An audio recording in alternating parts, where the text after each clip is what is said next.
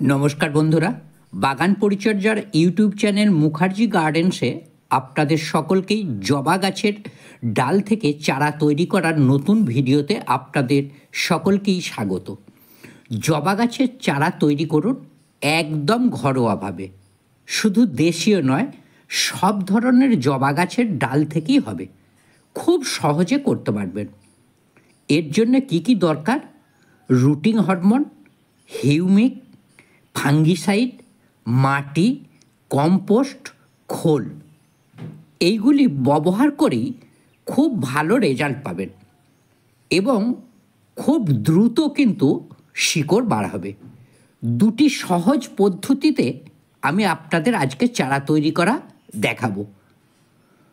যেটা আপনাদের সুবিধা মনে হবে সেভাবেই চারা তৈরি করতে পারেন বাড়িতে।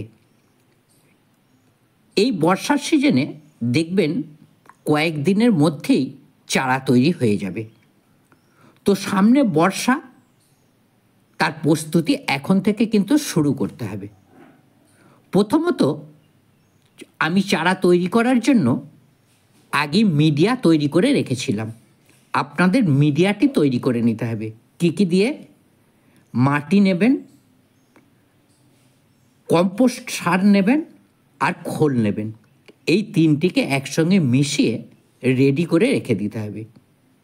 এই মাটিটাই ছোট্ট ছোট্ট প্যাকেটে ভরে রেডি করে নিতে হবে, কারণ এই সময় আমাদের প্রচুর পরিমাণে চারা তৈরি করতে হয়। তাই আমি অনেক করেছি, আপনাদের প্রয়োজন মতন করে নেবেন। প্যাকেট বা যে কোনো পাত্রের মধ্যে মাটি ভরা রেডি হলে আমাদের করতে হবে দ্বিতীয় কাজ। যে কাজটি, একটি পাত্রে জল নিয়ে তার মধ্যে ফাঙ্গিসাইড, রুটিং হরমোন, হিউমিক অ্যাসিড মিশিয়ে নিতে হবে। ফাঙ্গিসাইডটা ব্যবহারে ছত্রাকে কাটা ডালটি নষ্ট করতে পারবে না, নতুন শিকড়গুলি ভালো থাকবে। রুটিং হরমোন খাদ্যের চাহিদা মেটানোর সাথে সাথে শিকড় খুব দ্রুত আনতে সাহায্য করবে। শিকড়গুলি বার হতে দেরি হলে কাটা ডালটি কিন্তু পুষ্টি গ্রহণ না করতে পারলে শুকিয়ে মারা যাবে। হিউমিক মাটির উর্বরতা ঠিক রাখবে, শিকড় বার হওয়ার সাথে সাথেই গাছকে খাওয়াতে শুরু করবে। খুব সহজ ব্যাপার। এইবার এই তরলটি প্রতিটি প্যাকেটের মাটিতে দিয়ে পুরো মাটিটাকে ভিজিয়ে দিতে হবে। ভিজিয়ে দেওয়ার পর একদিন কিন্তু এভাবে থাকবে, তাহলে প্যাকেটে মাটিটা বসে যাবে।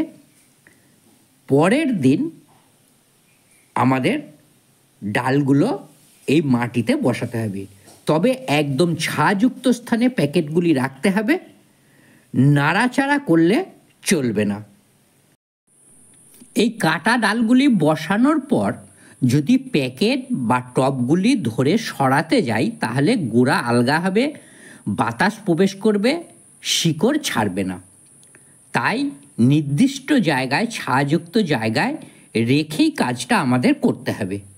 এবার কাটা ডালগুলি বসানো হয়ে গেলে গোড়ার মাটিটা একটু চাপ দিয়ে শক্ত করে দিতে হবে। তারপর প্লেন সাদা জল দিয়ে দিতে হবে। জলটা কিন্তু প্রতিদিন দেবেন। মাটিতে সব সময় ভালো আর্দ্রতা চাই। একটি ডালও কিন্তু তাহলে শুকাবে না। আর একটা মাসের মধ্যেই দেখবেন শাখা পোশাকায় ভর্তি হয়েছে, কুঁড়ি আসছে, গাছে ফুলও ফুটছে।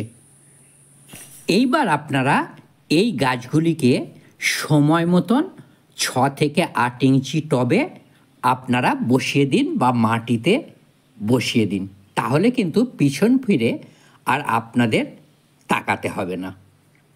এইবার দেখে নেব দ্বিতীয় পদ্ধতিটা কি। এটিও খুব সহজ পদ্ধতি।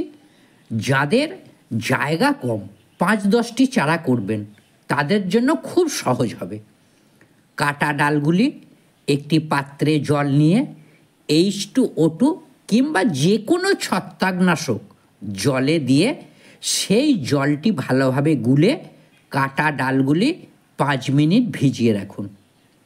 এবার একটি কাঁচের গ্লাস নিন, তার মধ্যে 1 মুঠ সার মাটি দিন, হিউমিক দিন 1 চিমটে, হরমোন পাউডার দিন 1 চিমটে, পরিমাণ মতন জল দিন, ভালো করে নাড়াচাড়া করে মিশিয়ে নিন জলের সঙ্গে। এবার কাটা জবা ডালগুলি এর মধ্যে দিয়ে দিন। বারান্দা বা ঘরের মধ্যে এক জায়গায় বসিয়ে রেখে দিন 7 থেকে 10 দিন, শিকড় বার হয়ে যাবে। তবে 15-20 দিন রাখলে এভাবে প্রচুর কিন্তু শিকড় হবে এবং মজবুত হবে শিকড়গুলি। এই শিকড় সহ চারাগুলি ছোট ছোট প্যাকেটে উর্বর মাটিতে বসিয়ে দিন, ছায়াযুক্ত জায়গায় রাখুন 15 দিন, আস্তে আস্তে মিষ্টি সূর্যের আলোতে দিন। নতুন পাতা বার হবে, কুঁড়ি আসবে। পোকা ছত্রাকের কীটনাশক প্রয়োগ করতে ভুলবেন না। এভাবে কাটা ডাল থেকে চারাগুলি খুব সহজেই কিন্তু তৈরি করে নিন, একটি ডালও কিন্তু মিস হবে না। বন্ধুরা, এভাবে যে কোনো ধরনের জবা ডাল থেকে চারা তৈরি করে নিতে পারেন।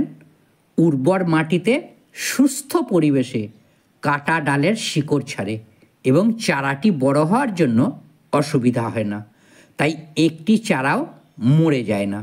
সামনে বর্ষা, ঠিক সেই সময় করুন আগে, তারপর শিখে গেলে, জানা থাকলে সারা বছর তৈরি করতে পারবেন।